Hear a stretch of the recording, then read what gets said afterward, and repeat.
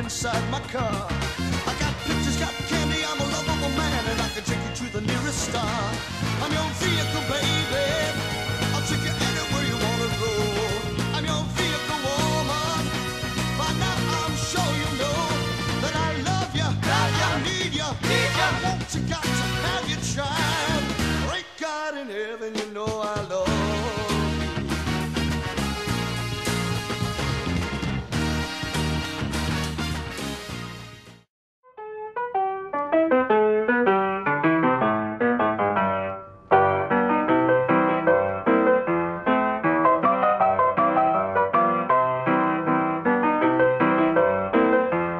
All the practical jokes you can think of, usually Major League players pulled on each other. These are the things that you can't talk about on the air or on tape. I mean, things that we did to each other and things that we, just had, very deliberate. I mean, we'd put eyeballs in soups. We'd load cigarettes up so they'd explode over, like Buck Rogers, you were talking about Buck. I'm one of the reasons that Buck quit smoking, because I used to load his cigarettes up all the time. So he actually quit smoking because of me. Like I was more serious. I wasn't a heck of a prankster. I didn't like the pranks.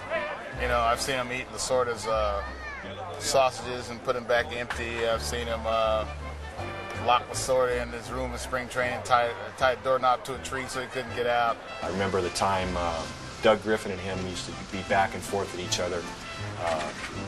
Yaz would cut off one of his shirt sleeves. Griffin would come in and cut off a leg of every pair of pants he had hanging in his locker.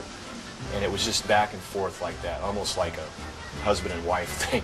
One prank that I can remember happened to a Hall of Famer that we played with, Louis Aparicio. It was the last day, and we were going home, and he was going home back to Venezuela. And he had sent his luggage to the airport because he knew he was going to be getting out of the game early.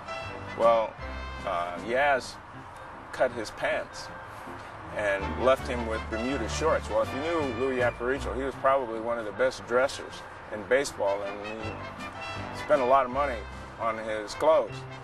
What they did, Yaz cut his clothes and let me know about it, and since my folks had been tailors, I was able to match the material back up in line and tape it from the inside, so when he went to put his pants on, everything just fell away from him, so he didn't have any other clothes to wear at the airport. So I would say that was probably one of the worst things, but I saw many things from pranksters, guys that tried to liven things up in the clubhouse and kept you loose, and the seriousness of the game, and Jerry Royce and Jay Johnstone, and these guys were among some of the best that I've seen. They put analgesic bomb in my jockstrap one time. That got me real good. Defecate in your shoe, you put your spike on and you feel the stuff oozing out of your shoe, and you take it off and there's this brown gook on your shoe, and you know what it was. It was just something just to keep you in the game, just to keep you alert and aware. Guys would come to the clubhouse and they start checking their lockers out to make sure nothing's in there. But the best one was when Yaz cemented Griffin's shoes to the floor. He nailed them to the floor and then filled them with cement. And by the time the game was over, they had hardened. And he went to pick them up and put them on and just shook his head and walked out barefoot. I mean, many times guys would get on planes without socks or shoes. And that was usually Yaz's doing. I think every team needs a player like a Jay Johnstone or a Tug McGraw, because during the heat of a pennant race, there's going to be some tense moments, and guys' attitudes are a little bit different, and those guys sort of shine a different light on the situation, and they loosen up a clubhouse. And I think in order to go all the way or to be on a World Series, you have to have an individual with that kind of personality. Oh. Tug was a planner. I had a lot of spontaneity. I heard one story that it's tough to tell, but it was great. I don't know, him and Yeager had to lose weight or something, or didn't take their physical. I'd get up in the morning, go over there, I'd have coffee and donuts. Well, that would nullify the test. But before the physical, you got to go to bed. You not drink anything, but each night before the physical, Yeager would get antsy. So let's go out. And they drank, and so I think Sawyer came up to me and said, "Listen, if you two guys don't take your physical before you leave here, it's going to cost you $500 apiece. Consequently, we had a nurse who would call me every day. Please, Mr. Johnstone, we need your sample. Please, Mr. Johnstone, we need that urine sample test. Can you get it over? And so every night going to bed, I would say, you know, I'm going to do that in the morning, and consequently I'd get up and I'd go to the cafeteria and I'd blow because I'd have coffee and donuts. And so about the 3 days before we ended spring training, Lasorda calls me off the phone and starts screaming at me about getting this test over. He's tired of this nurse calling me every day. He said, I want you to get that test over. If you don't get it over, I'm going to fine you $500. I'm going to double it every day, and I'm going to ship you out if you don't get it done the next 2 days. So you better get it done. And he's screaming and howling and pointing at me, everything. I said, but he said, I get out of my office.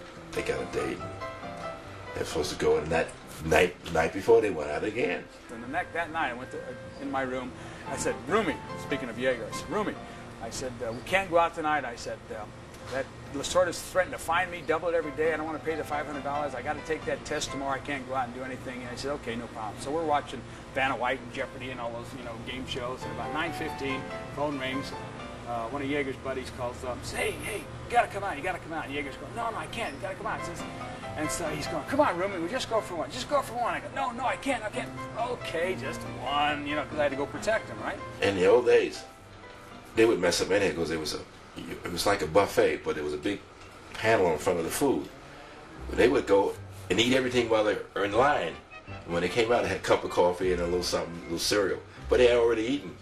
So we go out and we get him real late, and I get up the next morning, I'm feeling really bad, and I'm going through, Jaeger's pigging out on the line I'm going through, and I know I can't eat or drink anything. The doctor's office doesn't open until 8:30, and I'm going through the end of the line, and I'm looking at those donuts, and I see the twists and the lemon and the jelly and the sugar, and I'm seeing the maple bars, I'm seeing all the, and the sprinkles. I'm looking at these donuts, I'm smelling the coffee, my mouth's watering, my eyes are tearing. I get to the end of the line, and I see this bottle of apple juice, I'm going, what?